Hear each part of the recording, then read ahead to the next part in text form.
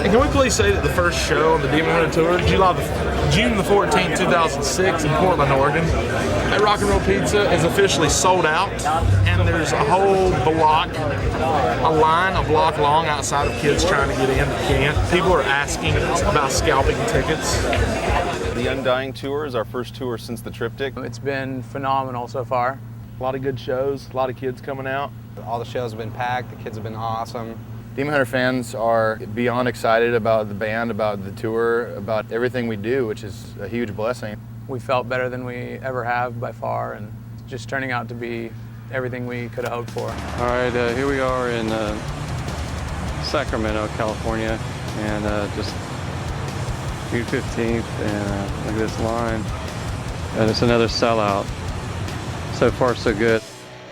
Each city brings out different fans and different stories in regards to Demon Hunter and what it's meant to each individual. The boldness of the band and what we represent and what Ryan writes lyrics about, it's really captured something inside people. It's encouraging to us because, you know, we're taking influence from bands that did the same thing to us, you know, Living Sacrifice and stuff. So honestly, that's one of our favorite parts of touring is talking to the fans and hearing what Demon Hunter means to them and the songs. We hear stories, everything from, you know, a kid last night that got in this crazy car wreck. A fan was telling us about how he was listening to our record as he got hit by an SUV going like 40 miles an hour. He was in like a low Camaro, and this raised SUV like hit him, sideswiped him, and the bumper of the SUV like actually hit his head. Like he was blaring our CD at the time, and he couldn't remember after he got hit, but he was like airlifted out of there. So if we get those kinds of, you know, crazy stories, and we got news of a fan that was going to make it to the Los Angeles show that actually got killed in a car accident a few days before we left, and that was obviously really heartbreaking. we had had gotten an email from a family that their son died in a car crash just a few days ago, and we got to meet all of his friends that he was planning on coming to the show with, and it was pretty touching. We dedicated a song to him and to his friends and family last night. So there's tragic stories, and then there's stories of people who said we've really helped them and challenged them and helped them fight through struggles in their lives and things like that, and that our music has really speak to them. So stuff like that's just amazing, and we get all kinds of collectibles and memorabilia that people make for us. People bring art, people bring guitars that they have Demon Hunter logos on them, and we have a sculpture, this realistic sculpture of the Demon Hunter logo, and people bring just amazing stuff to show us, and it's just really cool. Homemade shirts, our fans are just amazing. To know that we've somehow impacted a bunch of people all around the country is pretty mind-blowing, and it's humbling at the same time. It's awesome. I've been in bands before, and nothing like that's ever happened. So it's really cool, and the band means a lot to a lot of people, and that's why we're out here. Thank you, Don. That was what was needed. There's another one. We have a new Rob, and I just noticed that Ethan kind of has a Grandpa Simpson-ness to him. Kind of does. You kind of have to use your imagination. So his new Grandpa Simpson. So his new catchphrase is going to be French toast, please. Hey! Dr. Pepper. That's filmmaking. It's coming for you, Robert. Want you, Robert. I think my favorite songs to play would be Fire to My Soul. Fire to My Soul's been great.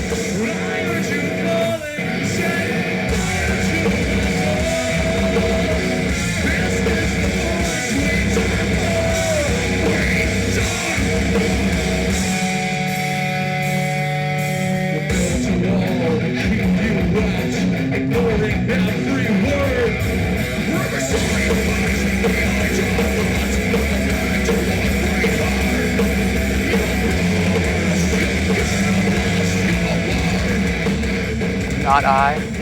Not I, I'd say, is when kids really react to that song. It's great hearing all the kids sing lyrics right back to us. Not Ready to Die. Definitely Not Ready to Die is another big one. Not Ready to Die.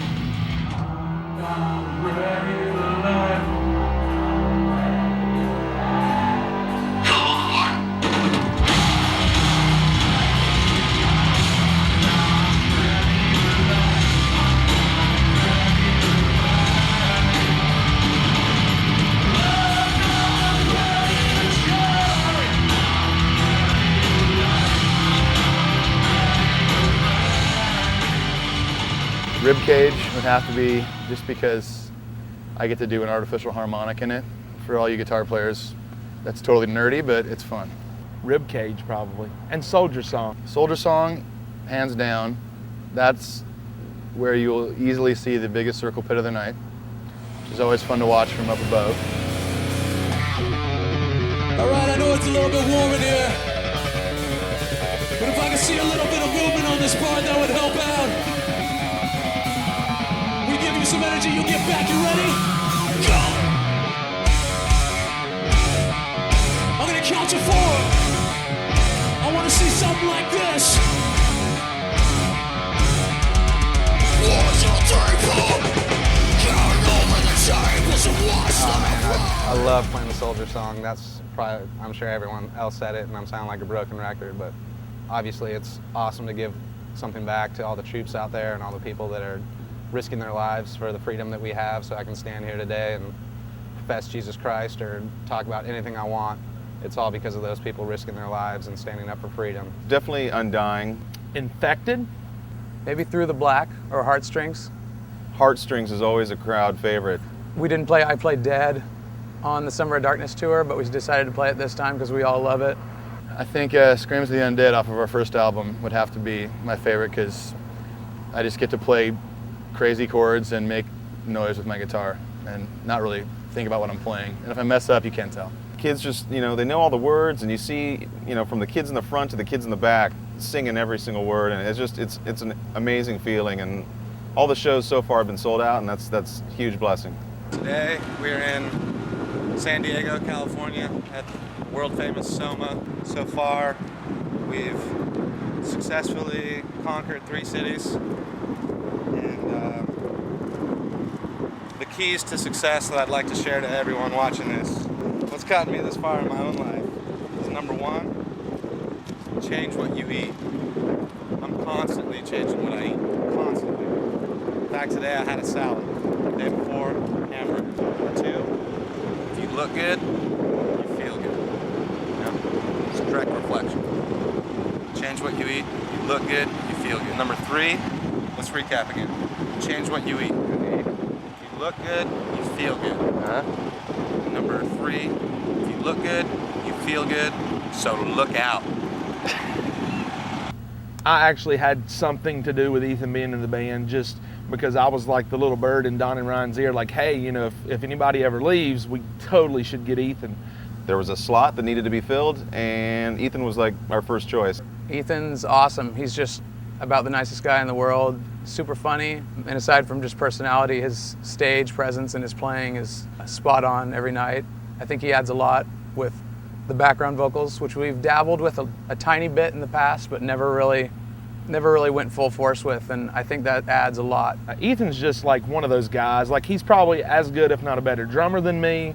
He can play bass, he can play guitar. He just added the element to Demon Hunter that we didn't have before, which was like a guy who could come in and like know the theory of music and know and just be able to rip off some crazy metal solo and like just kill it. I gotta tell you, Ethan's an awesome dude. I wouldn't replace Ethan with anybody. He's got a lot more experience on the road than probably all of us combined, so he's kind of big brother in some way, showing us the ropes, telling me which bunk to take before we get on there so I'm all comfy. He's like a big brother to me. I don't know about the other guys, but Ethan's an awesome dude, and like I said, I wouldn't trade Ethan for anything. He definitely needs to calm down. Like if there's one person in our band collectively as Demon Hunter, management, label and everything, if there's one person in the Demon Hunter camp that needs to calm down, it's definitely Ethan Luck, because he's always tore up.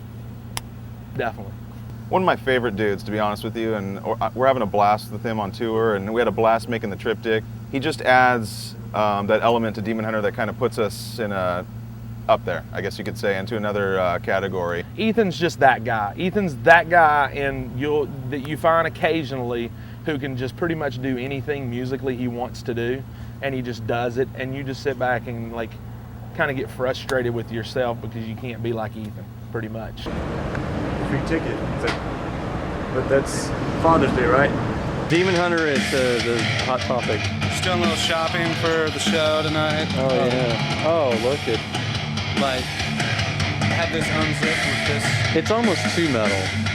It's almost. I think Demi Borgir was wearing those last I time. think he was. I'm just really into colors. Colors are my thing. Tim Yogi Watts. This interview is going to go a long, long time if I'm going to try to wrap Yogi into a nutshell, but let's just say Yogi's one of the finest Southern boys I've ever met in my life, and he's an amazing drummer. That dude hits harder than anyone I've ever played with before. He beats the drums like it should be. There's no other person on planet Earth like Yogi Watts. Yogi filled in for our other drummer a couple years ago on the Summer Darkness tour. Just fit Demon Hunter so well. His ability as a drummer is always shocking because it's effortless for him, and even with something that he's concerned about or worried about not being able to nail, he nails it. And we've been out for 3 days and he's already got everything, and he's starting to add things that we didn't even practice or aren't on the records that just add so much. When I came into the band, the guys just were like, throw your own flavor into it. Like, we didn't ask you to come in to be our drummer to basically just repeat and or just do what Jesse did. We respect you as a musician. We want you to do your thing. So I just kind of stay close to the idea, but I like to kind of throw my own thing in there. Good friend for years and great drummer. Never usually have to worry about the guy, playing drums behind me. I don't have to really look at him. I can always know where he's going on the drums, which is great. On a personal level, he's a great dude. Although this might not make the tape, I like to refer Yogi as having verbal diarrhea, and everything out of his mouth is just a mess. But it's possibly one of the funniest things I've ever lived through in my life, surviving Yogi. He's definitely the one person in this band. If you lined all 5 of us up, if there was one person that needed to calm down, it would definitely be Yogi. I can't say enough about Yogi. Once you meet him, you instantly love the guy. He's definitely the backbone, and I couldn't think of like a stronger backbone for the band at all. And his personality is phenomenal. You can just ask anyone who's ever met him. You can't even compare him to anyone because it's just Yogi. He's amazing. This is Jonathan from Demon Hunter. We're sitting in Texas right now. We did an in-store at Walmart, and there's a crazed fan that tried to steal all 3 covers of the newest record, The Triptych. You'll probably see him come out in a minute. I'll go update. That's not the fan there. Oh, yeah. I don't know who that is, but they're going to bring out the fan in a minute, and you're going to see the true DH fans in their natural habitat. Nearer! Nearer! Nearer! Nearer! Well, we went to beating. Whole crew except for BT. Oh wait, he's with us always. Oh, that's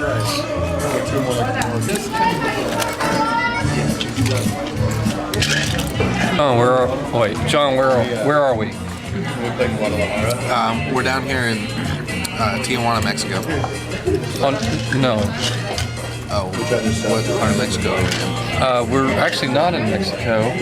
We're in the New Mexico. No, I'm pretty sure this is Mexico. Oh. Do a quick spin around the room. You're right. We're in Mexico. It's called Undying, Mexico. Yeah, it's a little town over the border somewhere.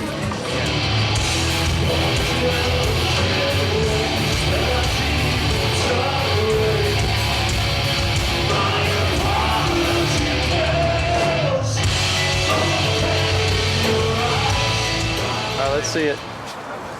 It's got a little plastic over it, and I'm bleeding like a stuck pig, but either way, there he is, man. You're kind of in trouble. Why's that? That looks exactly like the Demon Hunter logo. I know, dude. Copyright infringement. John Dunn is awesome as well. Also one of the funniest guys ever, one of the coolest guys. John Dunn. Next person. John Dunn. John Dunn. Now, John Dunn's great. Love John. He's a friend that we've worked with for years and years in the music industry. He started with us from the beginning. Me and John Dunn, dude, that's like my bro. Like, we're the rhythm section. You gotta be here, man. And John's like, just from the last tour, when I joined the band, like 2 weeks before the last tour, until this tour, John's really worked his tail off. And John is a great bass player. He's one of the younger dudes, so when you go see us live, he's the one that's kind of going the most crazy. But the one thing John does that, like, I think adds like the ultimate final element to Demon Hunter is John is like the metal showman. Like that guy puts on a show. He cares about like really making Demon Hunter like a pro outfit. He has a knack for being on stage and from being energetic and adding to that present that we like to deliver on stage. And it's cool having him up there with me, and he knows how to get the crowd riled up. And he's a funny dude. He's just a funny dude, man. He's like, I laugh at him probably more than I do anybody else because he's just got this offbeat shtick about him, and it's just funny. He's another great addition to the band, and he's fun to be with on the bus.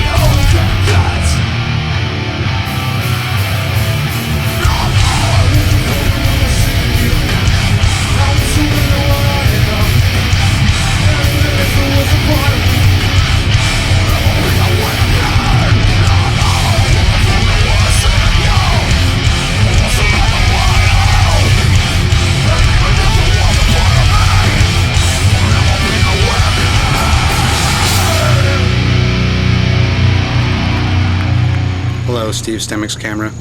You left yourself on the bus without your boss. So I'm now speaking to you as a surprise later for Steve. If Steve even makes it. He may disappear in the next couple of shows. I don't know. I am very hungry right now. And I will eat this camera. All right, where are we, Ryan? We're in Orlando, Florida at House of Blues. It's kind of an old barn, isn't it? It's, yeah, it looks rickety from the outside, but it's by far the best venue we've played so far. Yeah. Inside. What about the food? Food is out of control. Easily like a $20 meal in there. Don Clark is, I would say, the closest thing to my brother if I had one on the road. Don Clark, Papa of the Road. Don's like the older brother that I never wanted. I mean, the older brother I always wanted. Nah, Don's awesome, man. Don just kind of keeps things together. Every band needs that person that you can go to and just stress out to, and that can kind of just, you know everything's going to be taken care of. And it's real cool since John and Ryan and Don all live in Seattle, and Ethan and I live in Nashville. Don's the one I call. He's the one that takes care of me and makes sure I have what I need. And he's just an awesome guy, and he's the funniest dude ever. He laughs at my jokes, every one of my jokes, which makes me feel real good and real funny, and he just keeps morale up. It's real cool. My brother Don, I don't know what to say. He's just amazing. He picks up things instantly, and he's a solid guitar player. You know, both me and Don probably don't play guitar as much as we should, but it seems like whenever he picks up the guitar, it's just, he knows it right then. And the writing process is the same way. It's like we can not write or play or anything for months, and when the both of us sit down together, we just start writing, and it's songs instantly. I obviously get along with everybody great in the band, and we've got everyone has good relationships. Don, for some reason, since I've met him, we've had a good connection on a lot of levels, spiritually, the music we like, both being married. There's just a lot of things that we share. He's kind of my big brother on the road, but I can still beat him up. Don's kind of like the dad on the road in a lot of ways. Ethan's the big brother, Don's the dad. He makes sure we're tucked in at night, make sure we're going to bed, behaving. Don's awesome. He's got a great family. He's a good family man. I think without Don, we'd probably all be a mess. We'd probably never make bus times or anything like that. So Don really keeps us together. He's kind of the backbone on and off the stage. It's awesome to just be up there on stage with him right there next to me, and just be able to share that moment. We hang a lot together when we're at home, and we have similar jobs and things like that, but it's just cool to be able to hang with him like for long periods of time and be able to hang out, because we don't always get that bro time, that literal bro time to hang out and talk and stuff. So it's been really cool. Oh yeah. All right, Don, where are we today? The Norva.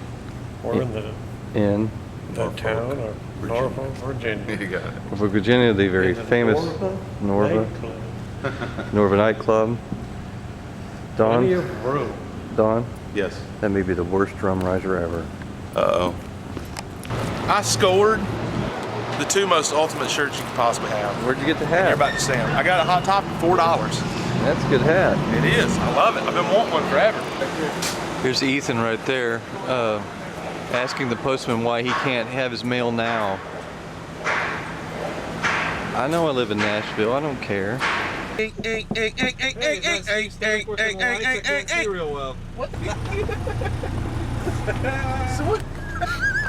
Don, I'll be honest, buddy. You need a little of this. Yeah, the good word. You need a little dose. to sign this? Careful, it's got bugs in it. Good gosh. Get them off. Bible bugs. I think so. To the old pioneer dance. It's totally Camp Arowana. Yeah, you're gonna ask her. Does she have a friend? No. What's that? Demon behind the music comes out, and this will be on it. I know. And then one night they went They're like, man, it's one night in Norfolk. That's when we all realized that we needed to calm down a little bit. Yeah, that was a wild night, man. Are you ready?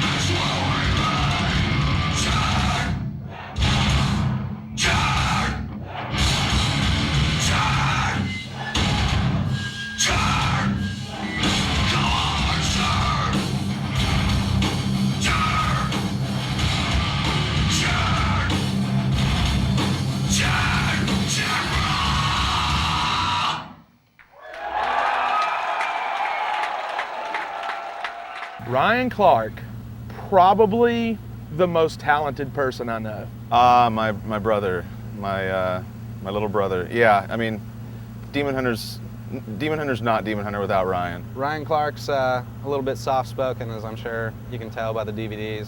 Probably not even picking up his voice on the microphone. I'd say he's a little reserved off stage. I don't know if he's just kind of saving up energy for on stage to go nuts or what. Yeah, Ryan changes into a completely different person when he touches the stage. When he's sitting back, relaxing, you know, he's just real chill, laid back, doesn't say much. And then when he gets on stage, he just has a commanding presence that obviously anyone that's seen us live knows that Ryan can grab everyone's attention.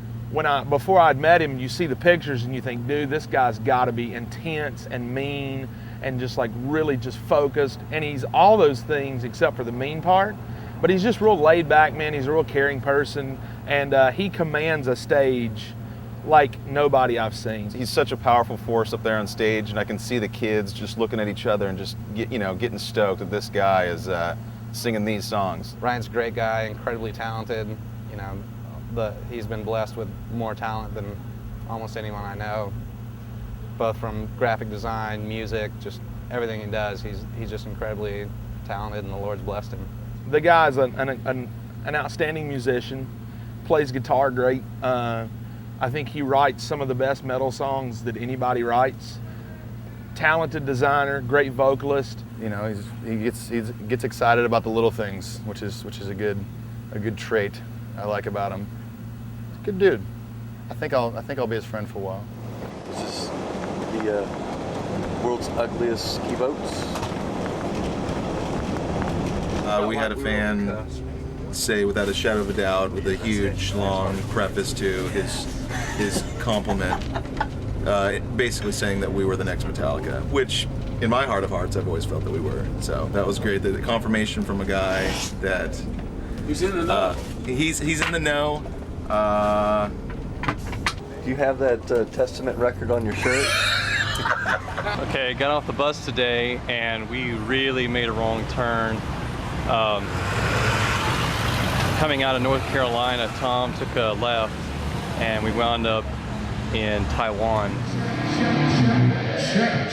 Where we at? We're in Philly. Check. Trocadero. Check.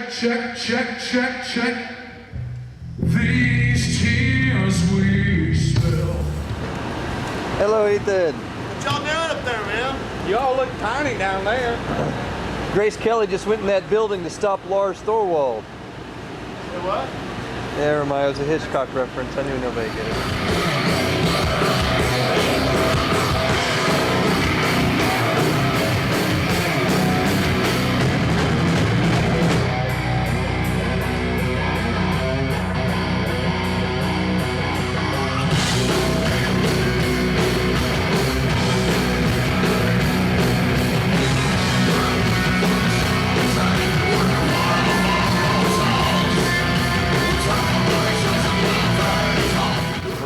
We were playing in bands, and all of us were Christian, and we'd always get asked that question, are you guys a Christian band? And a lot of times we'd like to ride the fence just so we could fit in everywhere, and that was like, we're Christians and we play in a band and we like to have fun. With Demon Hunter, we all kind of grew up and got a little older, maybe wiser, maybe, and you know what, we're a Christian band, we're 5 dudes, we're all believers, we really don't want to ride the fence anymore. From the beginning, Demon Hunter has always been very centered on the faith of the guys in the band, and when we started we made a decision to be bold about it. We didn't see any purpose in really beating around the bush.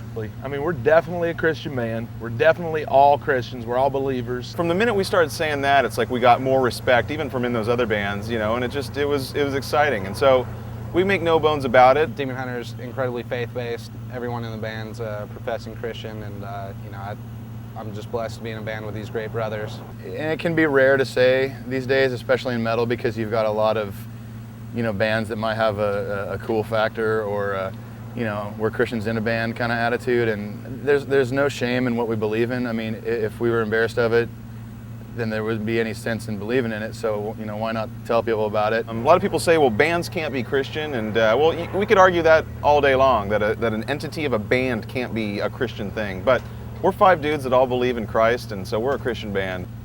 I think being a Christian band in general is kind of a tough idea, but I think being a Christian metal band is even tougher. But I think if you do it, you stick to your guns, you do it legitimately, there's so many avenues in which you can talk to people and hang out with people.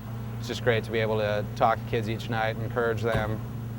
And I know as a kid when I was growing up, bands like Zao, Believer, Vengeance Rising, Living Sacrifice, bands like that would come out, wear their faith on their sleeves, not be ashamed of what they believe in. They really encouraged me as a young believer to stand up for what I believe in and realize that it's cool to be Christian and that I don't have to be ashamed of anything. And the way that I was touched as a kid by those bands, I hope kids out there are taking that same thing away and knowing that there's nothing to be ashamed of and that they take pride in what they believe in. Demon Hunter's been a huge mystery to people in ways that I don't think the band ever expected. It's definitely evolved into something that was fun, that also was a ministry, into something that's like, God's just blessed the band in a big way, and we really see it as an outreach to a lot of different people. We've been fortunate enough to be on Headbangers Ball, Resident Evil 2 soundtrack, and a lot of cool things like that. And so when kids see us there,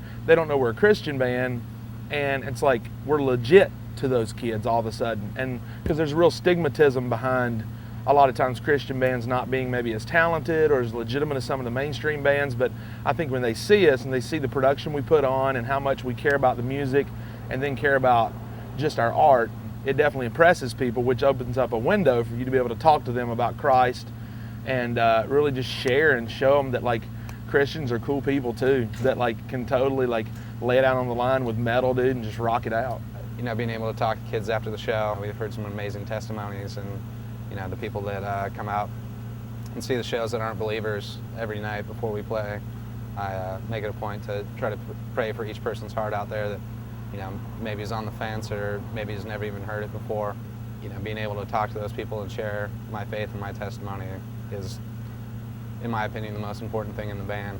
We found that it basically works in our favor when we take a stance because it's less confusing to people and people don't have trouble figuring out where you're coming from. And I think people respect, even if they don't believe what you believe, they respect that you have a firm stance on something. I believe it says Demon Hunter. Peter Frampton on the 27th. We should totally come back for that.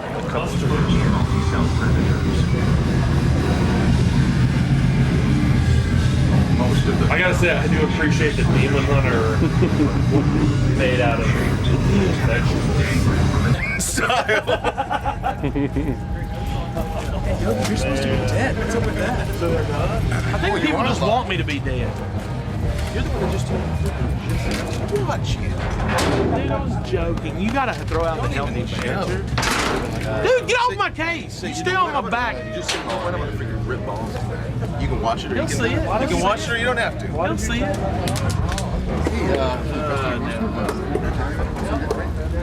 You know, it's none of my business, but I'm required to answer. I'm going to put it in my blog.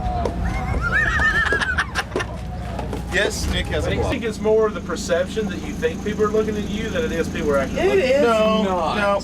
no. You need to walk we're a day famous. in my famous shoes. My shoes say Tom Cruise on them.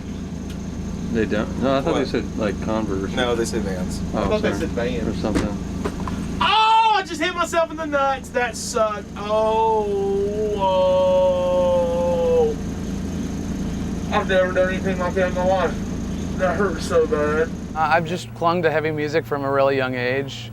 As a male, I think it fulfills some part of my inner workings to be able to express some kind of angst or anger or frustration. It's also just a passionate way to get your point across and to share your mindset.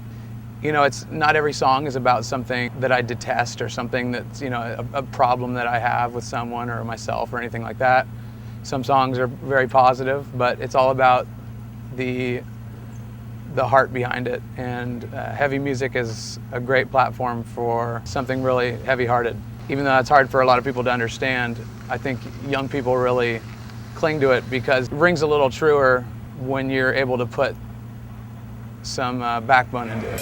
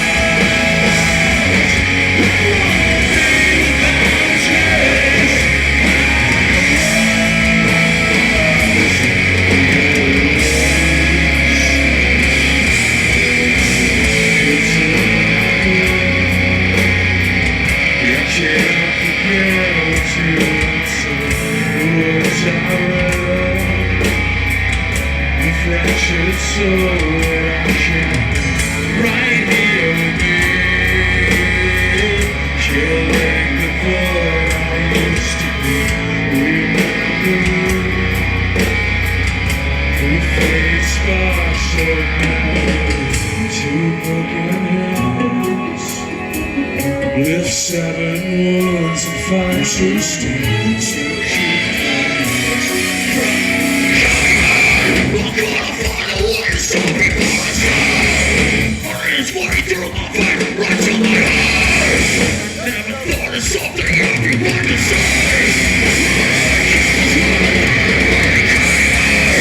Gotta find a way to stop it before it's time. Fighting its way through my veins, right to my heart. Never thought of something